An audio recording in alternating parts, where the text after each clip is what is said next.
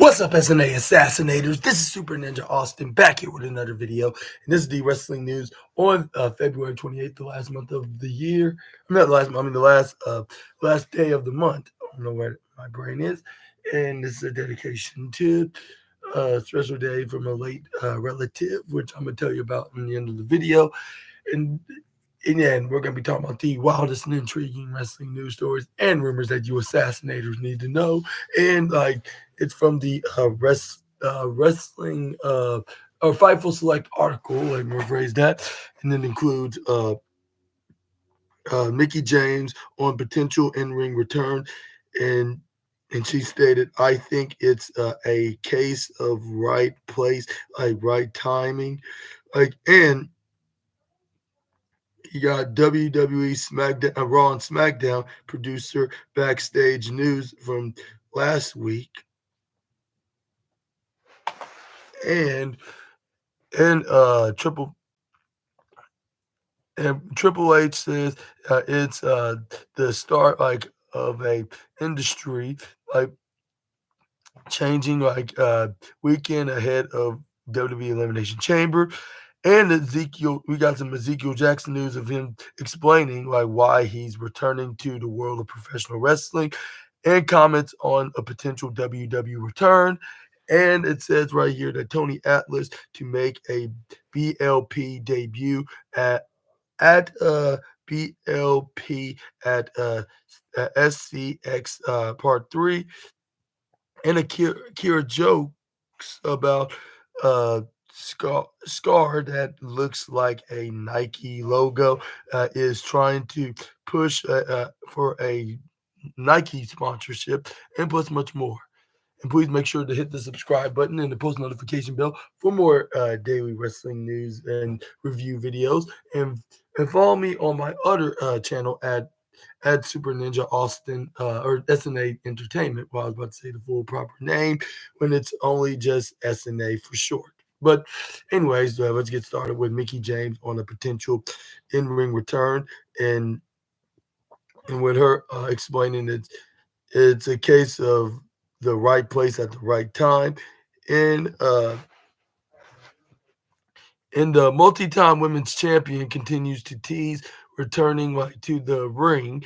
James has not had a match since September 2024, until she joined WWE LFG as a coach. She had been largely absent from wrestling since her husband Nicholas the Ridiculous Aldis made his WWE television debut in October 2023. James attended WWE Bad Blood in October the following year in 2024, which was last year of this current year, of course.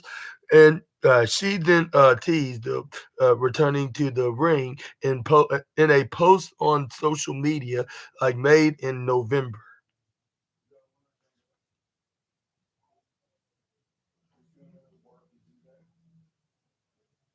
And it says right here, at speaking to Gabby Laspisa,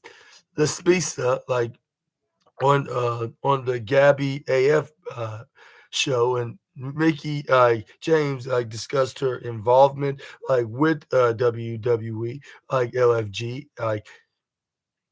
noted that she wanted to see James return to the ring, and she thought it was a right place at the right time situation. She she explained, absolutely, I think that the right place at the right time, right moment. The season's coming up, so I'm oh, maybe some free time on the horizon. As of this writing, it is not known when Mickie James will return to the ring. James is a five-time WWE Women's Champion and a former Divas Champion in WWE as well, and a five-time TNA Knockouts Women's World Championship. Gail Kim previously said that she agreed to team up with Mickey James and TNA in 2024, but the timing didn't work out. You can check that out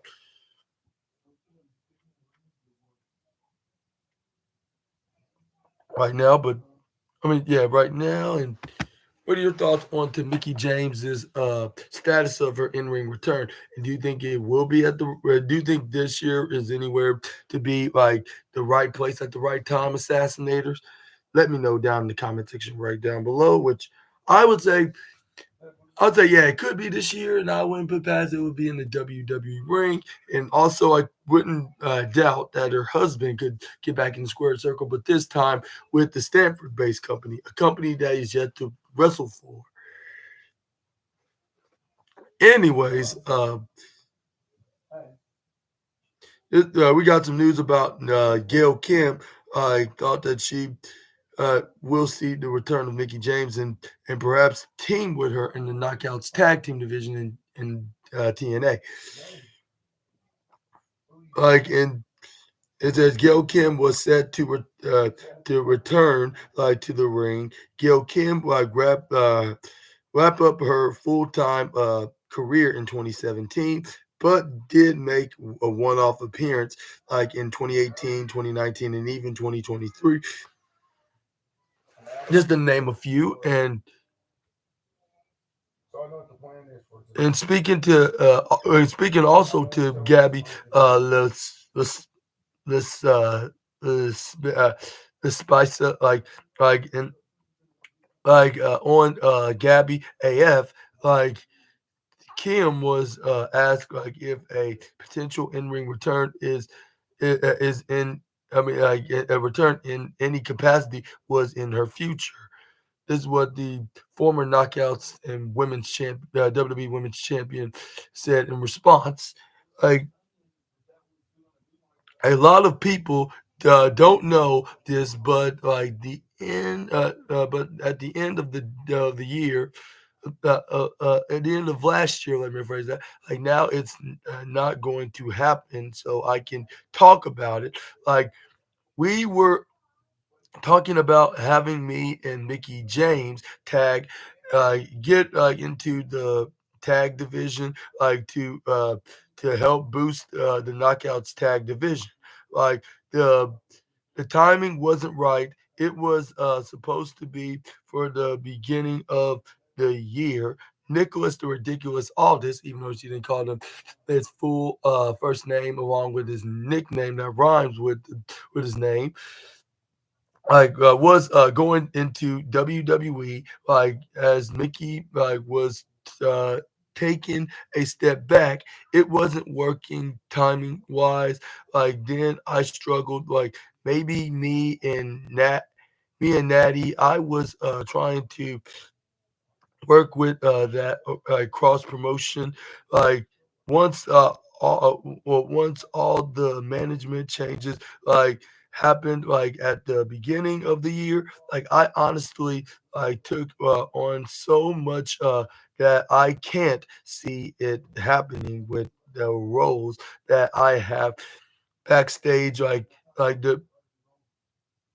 the longer you don't wrestle for it, just becomes more difficult to be honest. I care about my body of work so much. I was going to get in the ring as talent. I have to give it my all.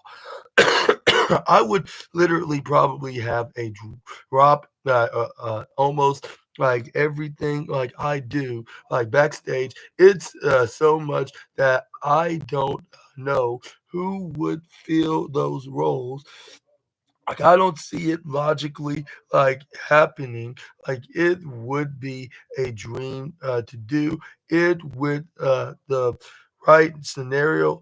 The whole Mickey tag team was a dream scenario.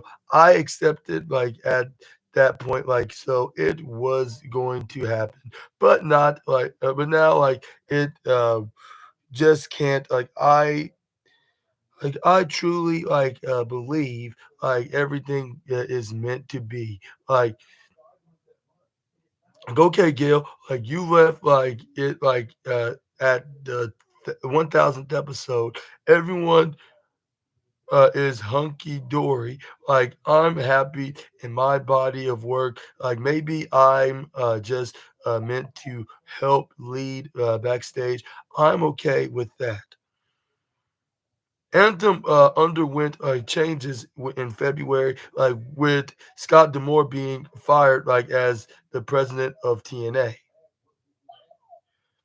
Kim last wrestled like at TNA Wrestling 1000 when she teamed with Awesome Kong, Jordan Grace, Mickey James, and Trinity, now known as back to Naomi, like against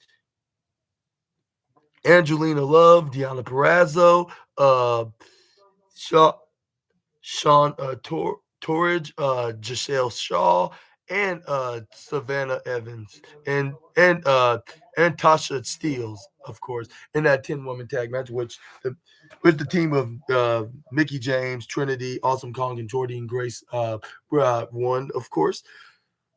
And what do you think? What's next for?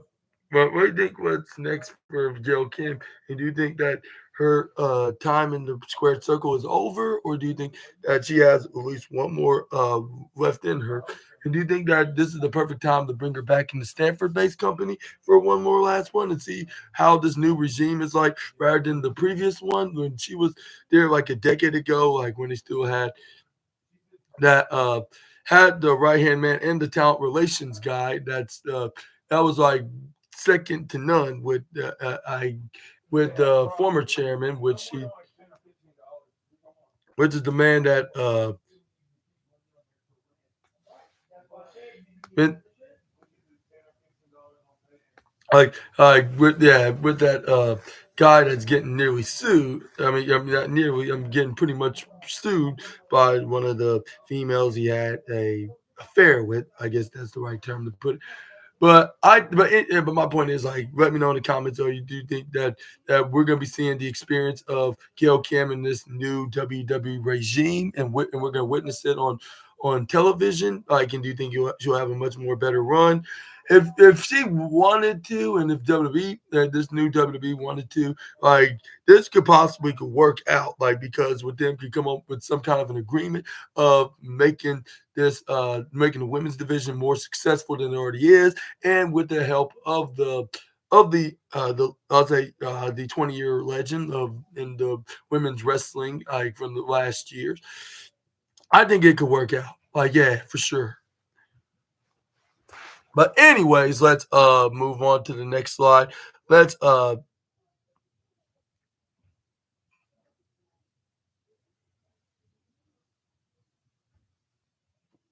We got a WWE Raw and SmackDown producer backstage news like from last week's show, and it says right here that we now know who produced who are the all the producers on every match and segment on on WWE's two shows last week on uh on Monday Night Raw back in February 17th, and from SmackDown February 21st, and much more. Like it says right here, Rhea Ripley was not on the show. Like she was at her honeymoon, like with her husband that was recently wrestling in their home country of Australia.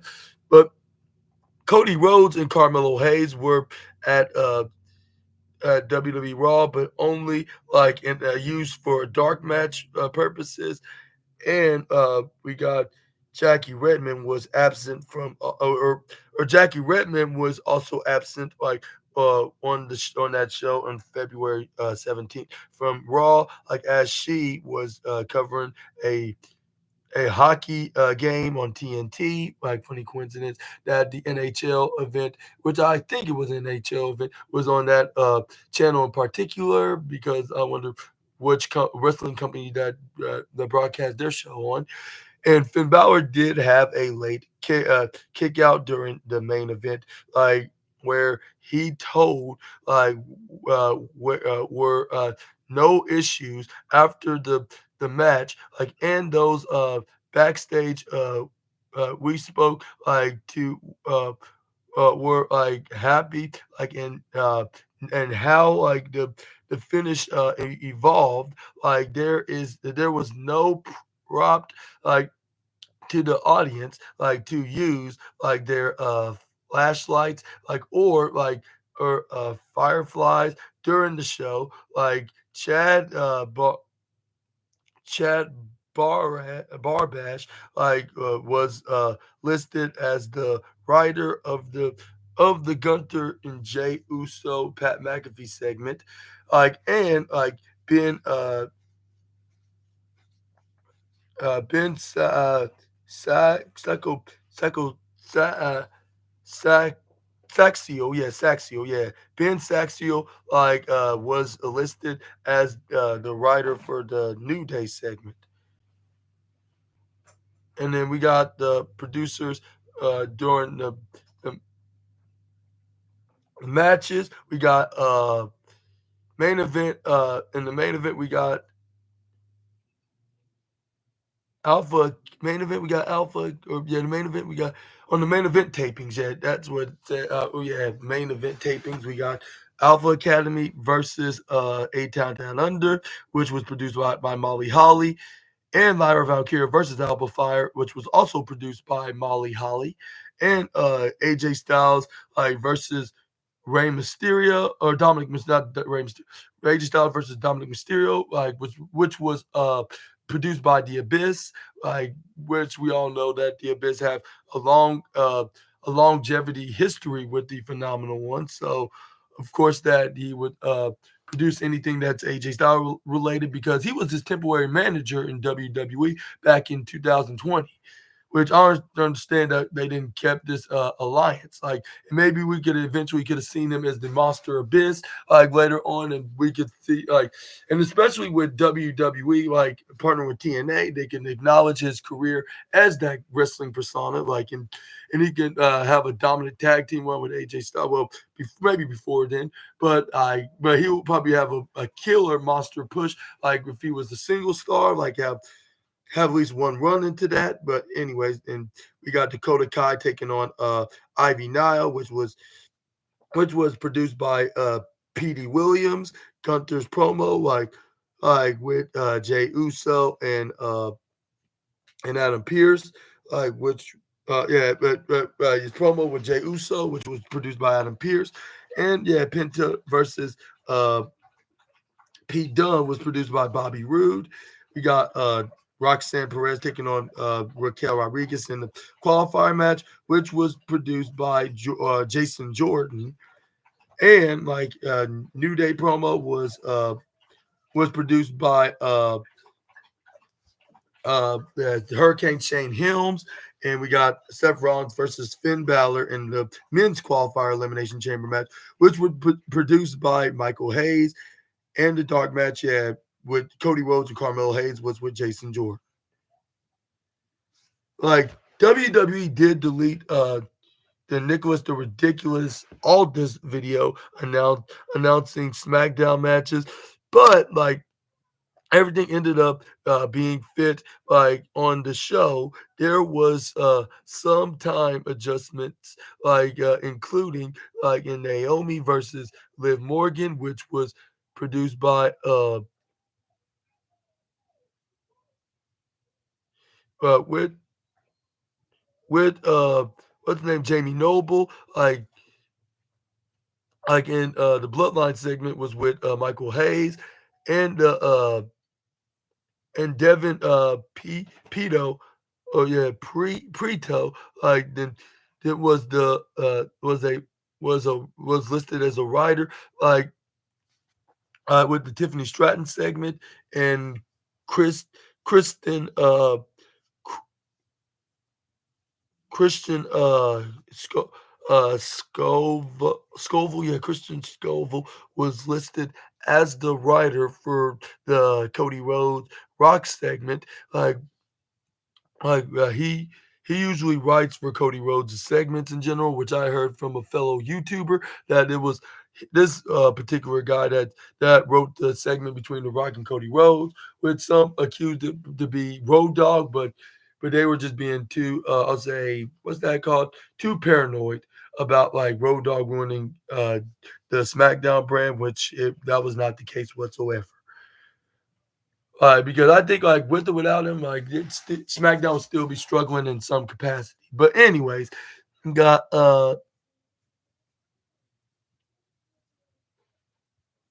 he got the Zelina yeah, the Zelina vignette was originally listed as Alexa Bliss's vignette, like which aired last Friday's show. Like WWE had a number of them made their talent like that have switched brands. Like Trish Stratus was originally listed as a accompanying Tiffany Stratton, and then we got WWE Speed, like that was taped on that particular SmackDown, which Chris Sabin took on Dominic Mysterio, which was produced by Nicholas the Ridiculous Aldis. We got WWE Speed's Women's Speed match with Zoe Stark versus Candice LeRae, which was also produced by Nicholas the Ridiculous Aldis. And then we got the Jimbo Uso main event Jimbo Uso match against Drew McIntyre, which was produced by The Abyss. And we got LA Knight, yeah, like and our Truth was in the tag team against the Miz and Carmelo Hayes, or should I say the Miz like to call them Mellow Don't Miz, which I guess that's true. So I guess that's one thing that one good reason why they should have that tag team, even if they were a team. But anyways, Shane Helms was the producer of that, also known as the Hurricane. uh, we got Tiffany Stratton taking on Candice LeRae, which was produced by TJ Wilson, which we all know him as Tyson Kidd. And Naomi took on Liv Morgan in a Naomi took on Liv Morgan in the qualifying match on that show. Was it qualifying? No, it was just it was supposed to be a match, but I believe it was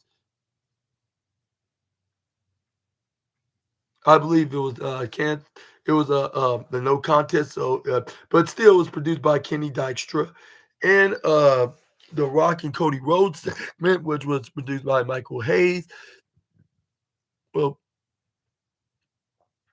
yeah, well, that was a writer that was that written like down of the segment with Cody Rhodes, like on what he's gonna be doing out there with the Rock and stuff, like with the Rock asking to be his corporate championship, and and if he do, he's gonna help him get all kinds of endorsements, like and fame and more fortune than he already has, and like it's gonna have to cost him like not his championship but his soul, which that sounds like a very goofy devil would ask, like to just to trick some innocent souls, I guess you could describe it as. But we got DIY taking on the Pretty Deadly, which was produced by Sean Davari and Nicholas the Ridiculous Aldis. And we got Braun Strowman and Damian Priest took on the Bloodlines, Jacob Fatu, and what's his name? Jacob Fatu and what's his name? Damian Priest and Braun Strowman taking on Jacob Fatu and Solo Sikoa, which was produced by Michael Hayes and Jamie Noble. And it says right here, and this article first appeared on our premium service on Fightful Select, and published here on Fightful for SEO or SEO reasons. If you complain about of being old news, you have to fight everyone like that. It is mean to SRS. Like subscribe to the get exclusive news like every day and a half dozen like weekly podcasts. Like to directly support us, like go to our continue to break news, interviews, and the to like this like these articles, I like the article and subscribe to fightfulselect.com. Like you'll get like exclusive news sent to you like directly like before like anyone like else like in dozens of podcasts monthly like including Alex Paluski like Sour Grapes, Sean Ross Sapp, which I believe that's Alex Paluski's nickname, Sour Grapes, like for Q&A, like retro interviews and more. But I'll ask you this question: like, what were your thoughts on to these producers that's been named onto this list, like from this latest news story? And do you think this is an accurate this is an accurate one? Like with all these producers who were the ones that did their job producing the matches and segments on these episodes of Raw and SmackDown from the last week, like in the main roster. Let me know in the comments down below. But Triple H, we got some Triple H news, and he says like it's the start of an industry changing weekend. Like ahead of the WWE Elimination Chamber. And Chief Content Officer hypes up WWE Elimination Chamber in Toronto of uh, of making the bold claim like if WWE will hold like uh, the both the February 28th episode of SmackDown and the March 1st premium live event of the Elimination Chamber, like in Toronto. Like WWE Elimination Chamber will be the last premium live event, like for the main roster ahead of WrestleMania 41. And on a post on X, or formerly known as Twitter, like well, I just said formerly known and like and or I meant to say like in the in the post like on yes Trey.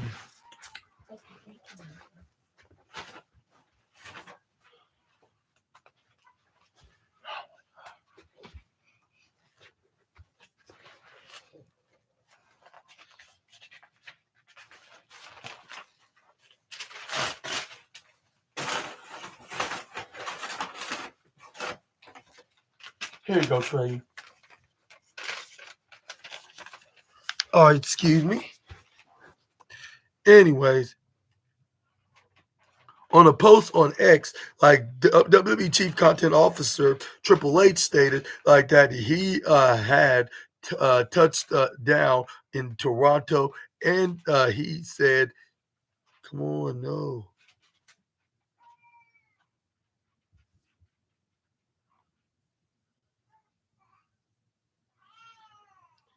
And he said, like it was the start of an industry changing weekend. He he stated, or he writes, to like touchdown in Toronto, like SmackDown, yeah, it's, for Friday Night SmackDown at the Scotty Bank Arena, and you can see the.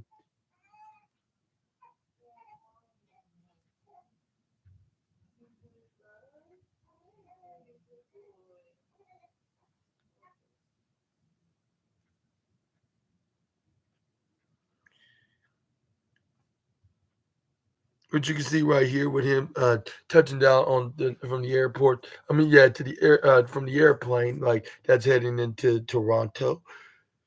And like, what are your thoughts on to him? Like, yeah, giving out this very strong statement, making this very strong statement of saying this is going to be an industry changing event, which it could be. Like, you never know, but The only one way to find out is to watch and be the judge of that, which we're gonna be doing tomorrow. Like, well, tonight as well. Like when it comes to the go home show, it's concerns, but I'll say, but tomorrow, like it's gonna be like, yeah, it's gonna show if it's gonna be a career.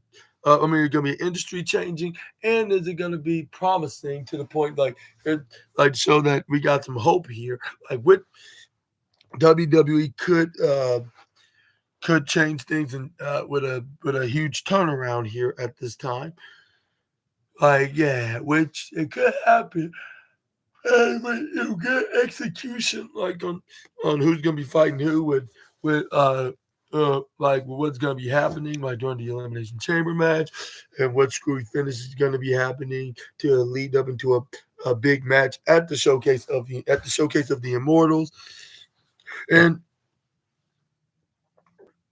and stuff like that. Yeah, but Triple H previously said that WWE Elimination Chamber would be massive when he announced that Travis Scott like would be at the show as well.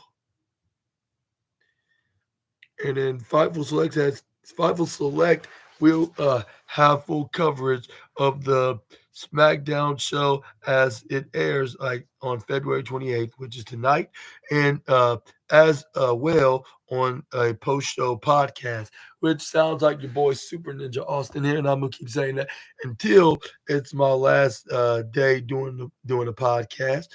But yeah, let me know. Yeah, just let me know right down in the comment section right down below how you feel about this, about WWE Elimination Chamber, and do you think it's gonna change anything in the industry whatsoever? Like not just for WWE, but overall in the wrestling business. Let me know down in the comment section right down below. But let's move on. Uh we got some Ezekiel Jackson news as he explains why he's returning into pro wrestling and comments on a potential WWE return. The former ECW and or the last let me tell you, the former last ever ECW champion and former Intercontinental champion discussed his return to pro wrestling after nearly 10 years away like from the sport. Jackson will make his return to the world of professional wrestling like in March, of course, which is the upcoming month, like as he'll compete in a match for FWE, like in North Carolina. Like he says, while speaking to Muscle Man Malcolm for a new interview, Ezekiel Jackson talked at length like about the issues like surrounding like his previous retirement, like and how he plans like to fully wrap up his career by the time he is 50 years old. He explains it it always sits like on my shoulder. Like that like man like did like I finished like this correctly like and I finished this correctly and concerning questions like what I mean like and questions that could be explained how my retirement went last time. I was at WXW in Germany, like and like somewhere like it got lost in translation, like where it's like I told I told the guys, man, if this was my last match, I'd be great. I'd be a great thing. Like that'd be a great thing. Like all they heard was last match, like a great thing. Like by the time I got into the car, like to drive from Germany to the Frankfurt, like my Twitter was blown up. Like my Twitter was blown up. Like Ezekiel Jackson announced his retirement. Like I called a I I called a dude and I was like, "Dude, I was not announced my I did not announce my retirement." Like, he was like, one of my guys heard, like, someone, like, and my, social media guy, like, just, ran with it. Like, I was like, "That's not cool," like, literally, like, though, like, I got home, my wife and I decided we were going to move from LA to the Bay Area. That's when I, ended my contract with, Lucha Underground and moved to the Bay and started my professional training business. And, settled in our family, raising, our kids, like, and being a husband. It's been amazing, like, and and everything was, been great. So, yeah, right now, like, I'm, probably trying to, get, it done before, I'm 50. I'm 46. I'm like couple of months. Like, I got, in the ring, like, a months ago, like, and I felt, really good. I, die like, I didn't die the next day, sore. I didn't die. B, time to give it a shot and, see what happens. Like, and where, like, we are, now just trying to see what happens. Later on in the interview, Jackson was asked about potentially returning to WWE. This is what he, response, like, when, that, topic was mentioned by Muscle Man Malcolm. Man, I'm, always open. Again, I love the life I have now, like, the flexibility of, stuff, like, within the last 10 years, that meant a lot to me, like, with being, there for everyone, and yeah, I mean, being there for every, birthday for my kids and my wife and anniversary and for, my son's, basketball. Then, then he switched to, football games. My daughter is a theater person. Like, they're like, I've been, to, every play 2 or 3 times. Like, those are, like, the things that were really important to me, and skill and still is, again, like, being under contract is different, like, as, compared, to, deciding to take a couple of shows, here, like, and there. Like, again, it's there, if, God willing, we will see. Fightful will, update, like, fans, like, when, more is known, like, about, Jackson's return, opponent in, his return, opponent in FWE. Like, and check out, like, current, like, lineup for Friday's episode of SmackDown, right here. But what are your thoughts on the in ring return of Ezekiel Jackson, and who do you think that might be his opponent for this FWE show, like, in the independent scene, which is going to take place in North Carolina, which I don't know what city it's going to be in particular, but it says it's going to be in the state of the North Carolina area. It's going to be in the exact state. And do you think that Ezekiel Jackson will make a massive WWE return, or do you think he's gonna stick around in the independent scene and maybe join a company like AEW or perhaps TNA?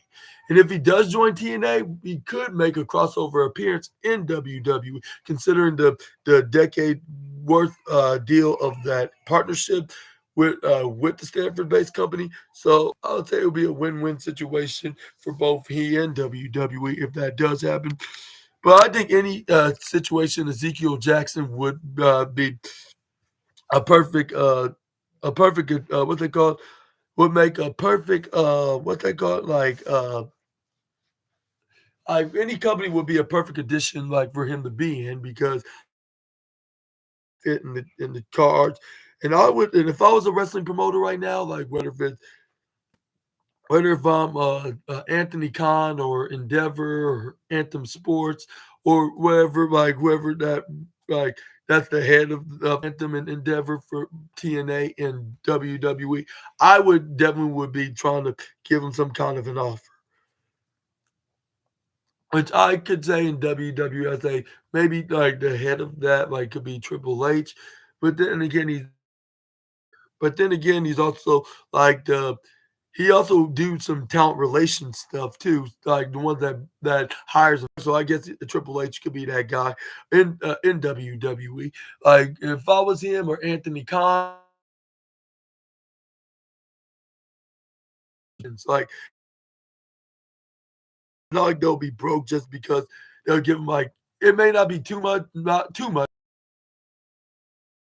Like and I would push him like to be like but like to that level, like with him like wrestling in matches, whether if it's against enhancement talents or even guys that are like near the main event scene, but still like getting there, but still also higher mid carders as well, like to get into the title picture and then